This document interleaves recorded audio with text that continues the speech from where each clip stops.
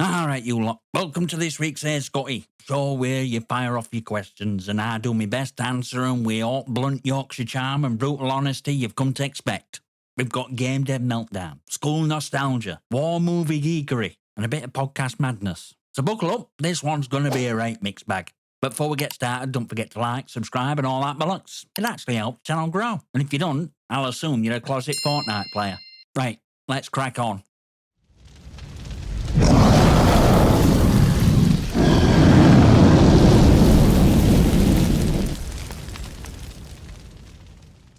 First up, we got Silver Bullet 903021, who popped into yesterday's video to ask, what do you think about them delaying release of Season 3 on COD? Do you think COD can ever be good again? Well mate, I'm not going to blow me full load here, because I'll be covering this more detail soon, but let me say this much. It's about bloody time Microsoft stepped in. What, you thought this delay were Activision's idea? Nah, this has got Microsoft's fingerprints all over it. They've been sat in background since buyout, watching Activision run COD like a pub landlord who's already given up and started drinking profits. And now they're finally stepping up. Will it actually make COD good again? That's $1 million question. And answer's probably no. Unless they grow a spine and bin off Warzone entirely. Imagine that. Focusing on actual game instead of treating it like a glorified Fortnite clone for people who think camping's a personality trait. That's why this whole Verdansk revival's key. If it flops, expect Warzone to vanish quicker than a fart in a fan factory. If it somehow works, well, strap in for another decade of microtransaction-fueled misery. As for new FPS games coming, honestly, between Fragpunk dropping this week and Splitgate later this year, there's a storm coming in FPS world. And frankly, COD's either gonna sink or learn to swim old school way. Cheers for the question, mate. And to everyone watching, what do you reckon? Can COD actually be saved? Or should we just gather round and read it its last rites now? Drop your take in comments. Now speaking of Splitgate, our southern mate DroneNet slid into me DMs over on X to ask, what do you think of Splitgate 2? Well mate, I'll tell you this, it's an upgrade, no doubt about it. I had a bloody good time messing about on Alpha over the weekend. It's got same spark that made original a surprise hit, and it didn't take itself too seriously either, which I always appreciate in an FPS. It gave me that same buzz I got from my first few rounds in X-Defiant beta. You know, before Ubisoft decided to drag their own game behind shed and put to it back at its head.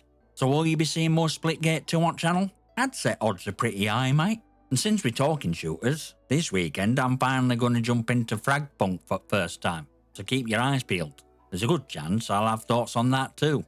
Cheers for question, DroneNet. Who else tried Splitgate 2? What did you think? Does it have a future? Or is it destined to be another cult classic nobody plays? Drop your take in comments. Right folks, our regular legend, Pyro Friendly Arsonist 9195 is back at it again. Dropping not one, but two bangers this week. First up, Pyro asks, Hey Scotty, what's your thoughts on Overwatch finally kicking into gear? Director says Marvel Rivals is giving him a reason to put some work into it. Mate, about bloody time. Seriously, this is exactly why games need proper competition. It's the only way to stop these lazy sods from sitting on their asses counting microtransaction money while game rots. See, when a rival game actually looks like it might kick the teeth in, suddenly they remember, oh shit, we actually have players to impress. Amazing how quickly devs start pretending to care when the player base is 1 foot outdoor, innit? Remember when Call of Duty actually looked like it were turning a corner? New movement updates, decent communication, things were almost looking hopeful. Why? Because X-Defiant were making noise. Activision got twitchy. Then they clocked on that X-Defiant were about as threatening as a wet fart in a hurricane, and boom, back to the same old bullshit. I already know some twonk in comments will crawl out from under the rock and screech, Scotty, you're wrong actually. And you know what? Crack on, man. Your tears fuel me. As for Overwatch itself, nah, not for me. Never fully clicked with it. Same goes for Marvel Rivals. Looks like a colourful migraine wrapped up in corporate synergy. But hey, if it gets Blizzard to pull the finger out, fair play. Cheers for the question, Pyro. What about you lot? Is it finally time Overwatch faced some real competition? Or is this just another marketing wank fest to make us think they care? Sound off in comments. I'll be lurking. Right then, into round 2 from our mate Pyro, who asked, listen to any good podcasts lately? Well, Pyro, funny you ask. I've actually been neck deep in crime, conspiracy, cults and murder by Chris Collins. Now if that title doesn't scream my kind of bedtime story, I don't know what does. Intro alone hooked me. Unbuckle your seatbelts. Go map 5 down highway, slam on brakes and bust through windshield into these crime, conspiracy, cults and murder cases together. That's my kind of chaos, mate. Buckle up or don't. Who cares?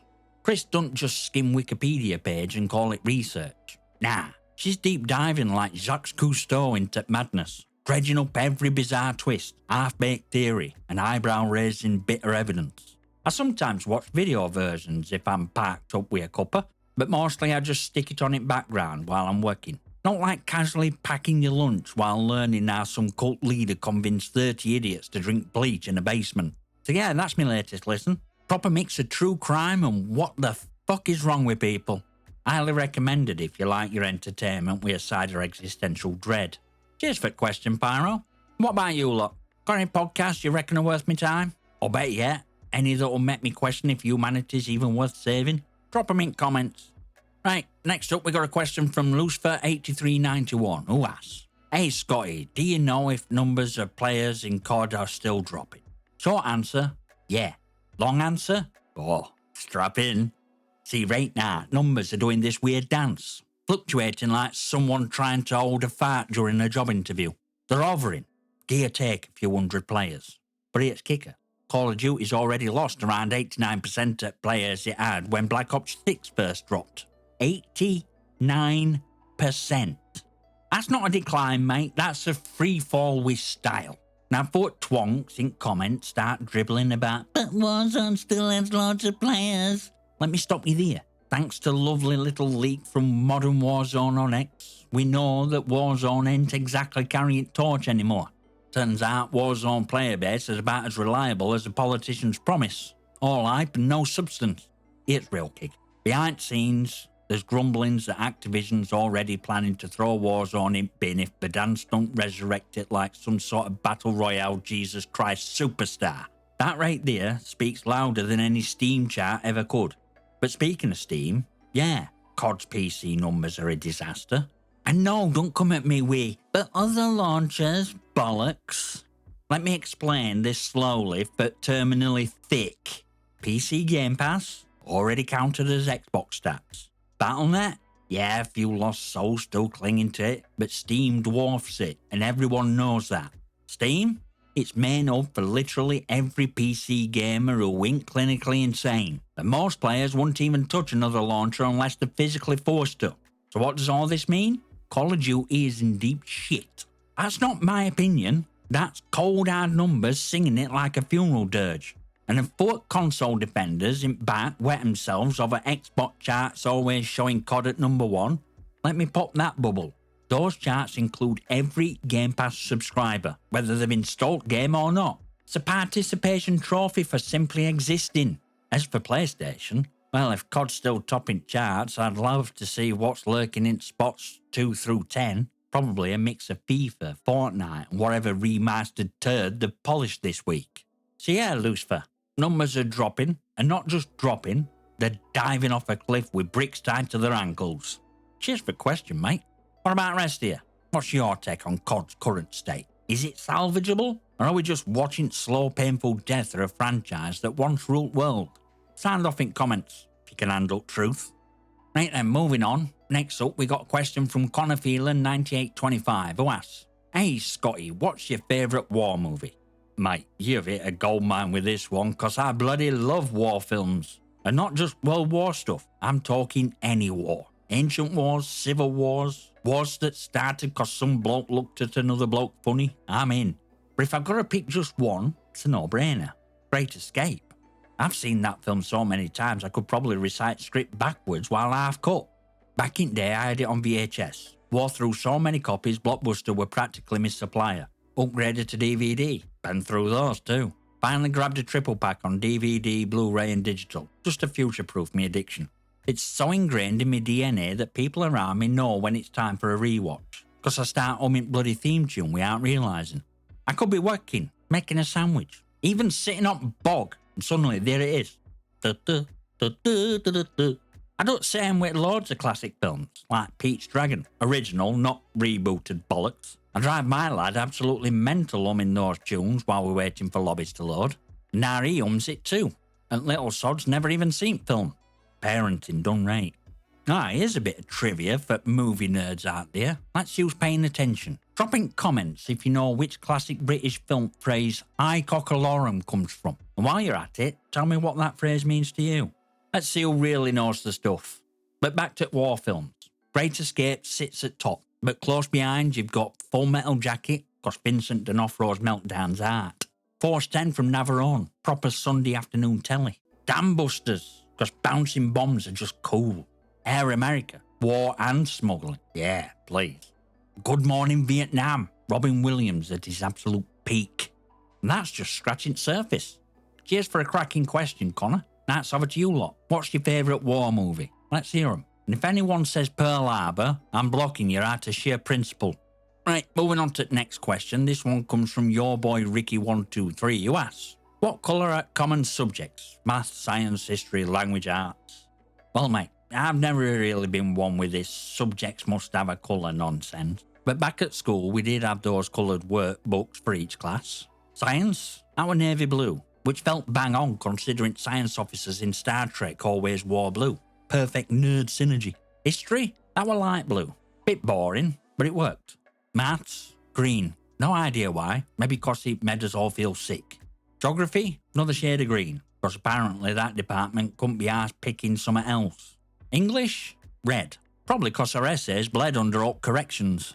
Languages, we did German, that were orange, which makes no sense, but there we go.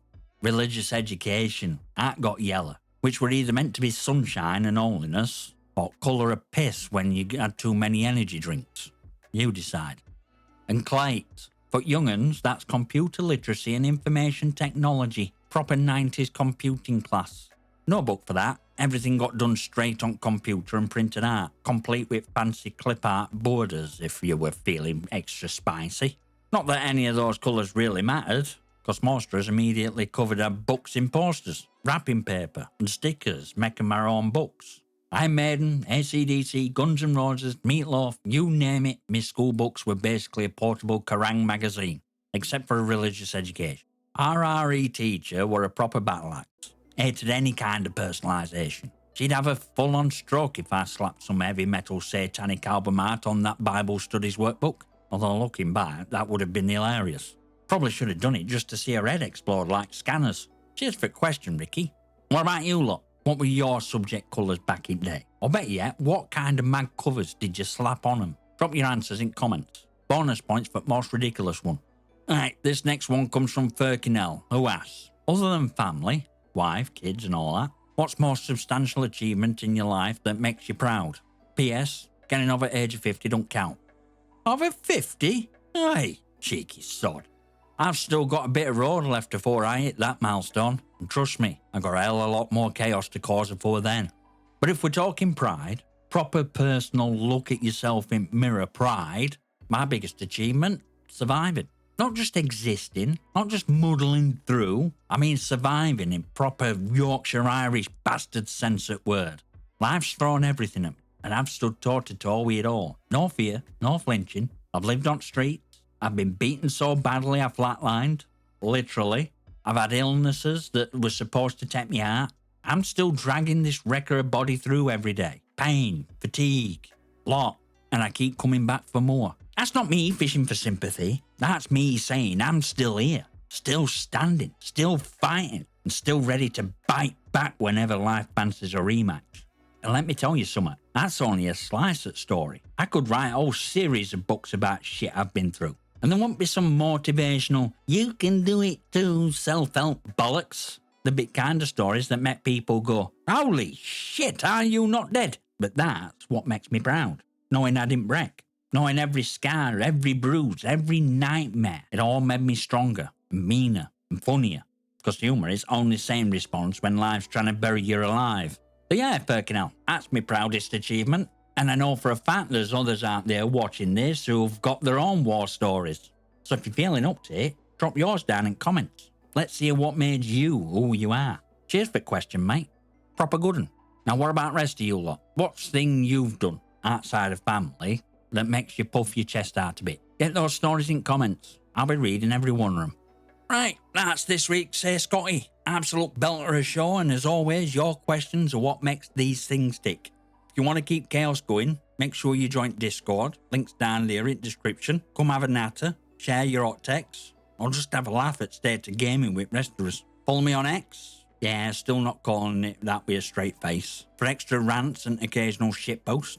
And if you're feeling extra generous, consider becoming a channel member. Helps me keep lights on and maybe buy another copy of Great Escape when I inevitably wear this one out too.